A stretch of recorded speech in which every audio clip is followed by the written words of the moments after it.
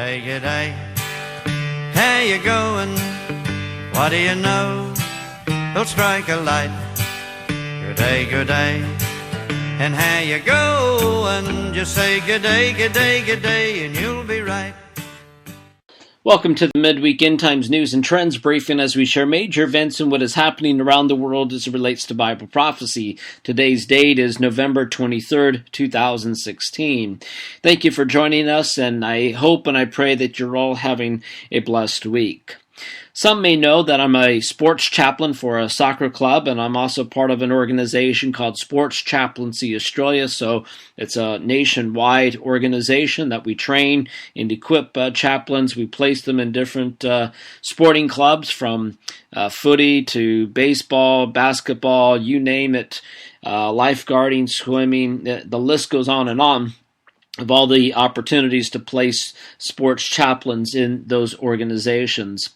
And part of my role within that organization is I help out. Sometimes I get these random calls from the office to go down and to meet with another club who doesn't have a chaplain, and to walk through a disaster with them, a problem that they're facing, whether it was a death, a suicide, you name it. There's a situation that arose, why they called us to help us through that process.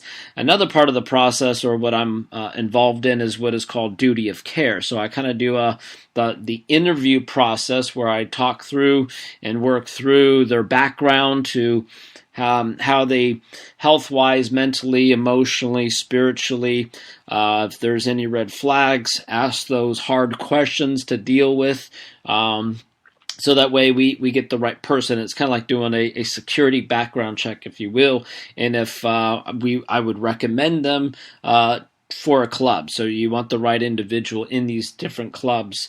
And so early this morning I had a meeting downtown, so I take the train in.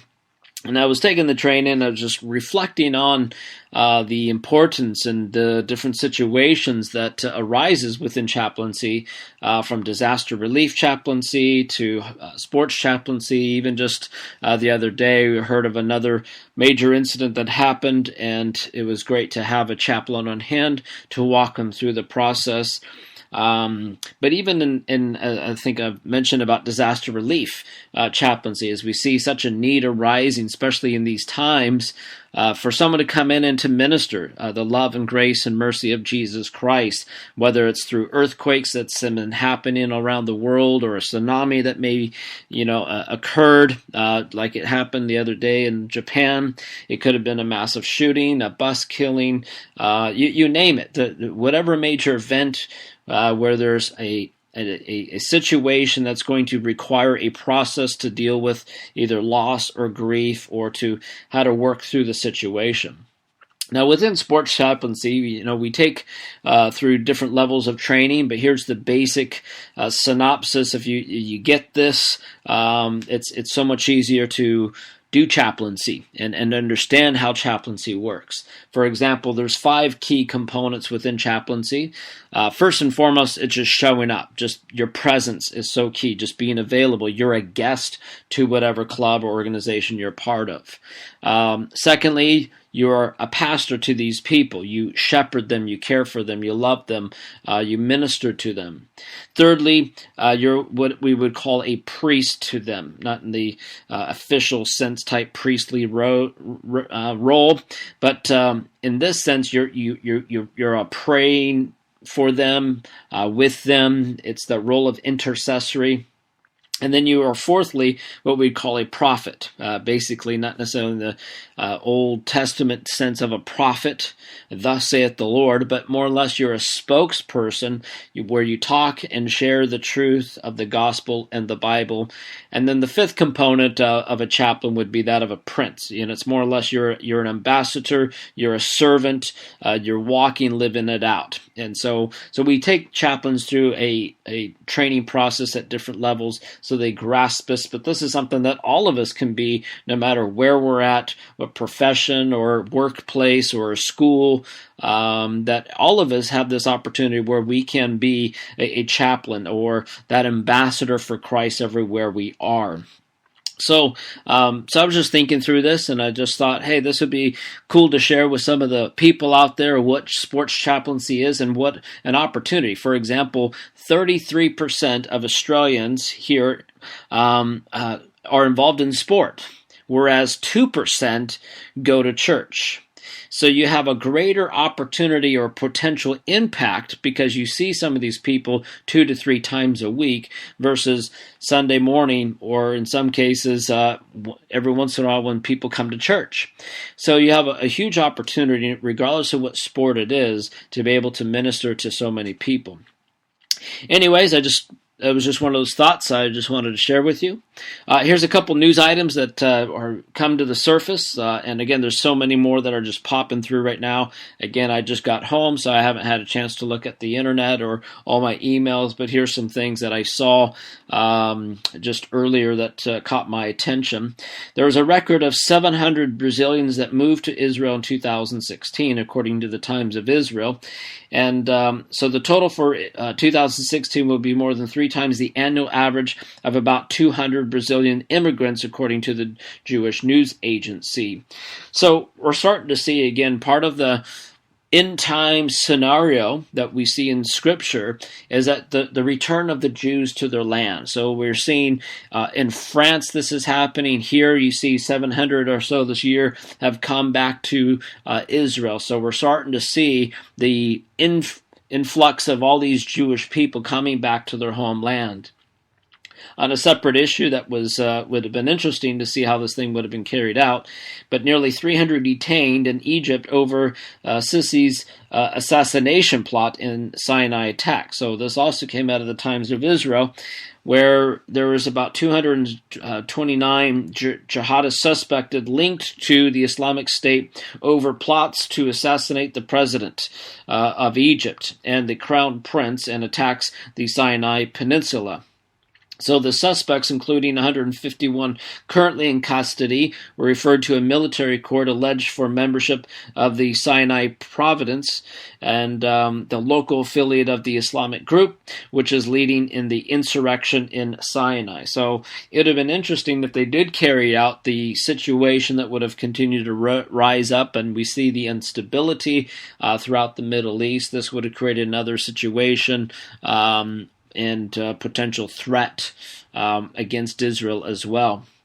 Again, as we knew, the previous guy before this guy was a Muslim Brotherhood and how they elected him. Morsi, I think it was his name. And so the stability of the region is so important, and the safety of Israel. So like I said, this would have been interesting if they pulled this thing off. On another situation, it's more of where you see the love of many grow cold, but you see the divorce rates. In some areas, they have declined, and there's some that try to find ways to speed up the process. I just read this on a website. The CBS News carried this item where there's divorce hotel, where you check in married, check out divorced all in one weekend. So instead of a designated wedding, couples can now have a designated divorce. So to avoid all the drawn-out process of going to court, they have this hotel where they deal with it all in the one weekend. The price can range from $8,000 to $12,000, where there's mediators and lawyers that can to help these divorcees cut the cord in 2 days. The Divorce Hotel was created by a company in the Netherlands, has expanded to upstate New York, and by the end of the year, they're planning having another one in Los Angeles. And so I think it's just sad to see this scenario taking place. I think their whole intention is to make it as smooth and easy as possible, but I think it would be so much better if they got the counseling they need and work through the areas and that they needed to work through, but so many people are not wanting to or take ownership of their issues, or they love their sin too much. But it's just one of those interesting reports that I saw, or news items that said, but it just really shows the love of many growing cold. And then finally, on the issue of apostasy, out of Charisma News. It says, Baptist Church turns back on denomination, embraces apostasy. So a Texas Baptist church voted to embrace gay marriage and consequently to be forced out of the Baptist General Convention of Texas.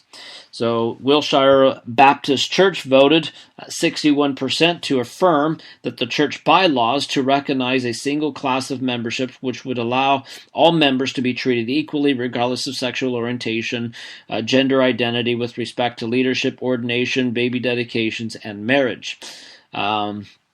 They are, again, when you see churches go down this way, it's a step toward that not only love growing cold, but compromising on the essential truths, because this lifestyle is sinful. You can still love and respect these people like any other person, but it doesn't mean you need to bow down and to give into their sin and to affirm their sin to continue in it. So it's just interesting how another church goes down that path. And again, I'm all for reaching these people, but you don't have to compromise the truth. And again, the same grace that is offered to us as you walk into a relationship with the Lord must be extended to all who walk through the doors of our churches. And so the churches must not compromise truth, but must not withhold grace either. So there's a balance that we need to have in reaching people, not compromising truth, but not extending grace as well.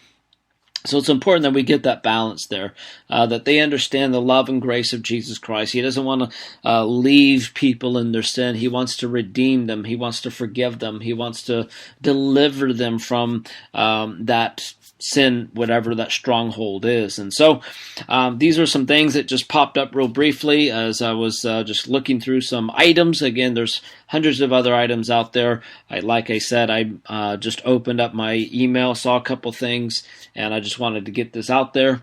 And that's it. I hope you have a wonderful rest of the day or evening or whenever you choose to watch this or listen to us, and may the Lord radically and outrageously bless you.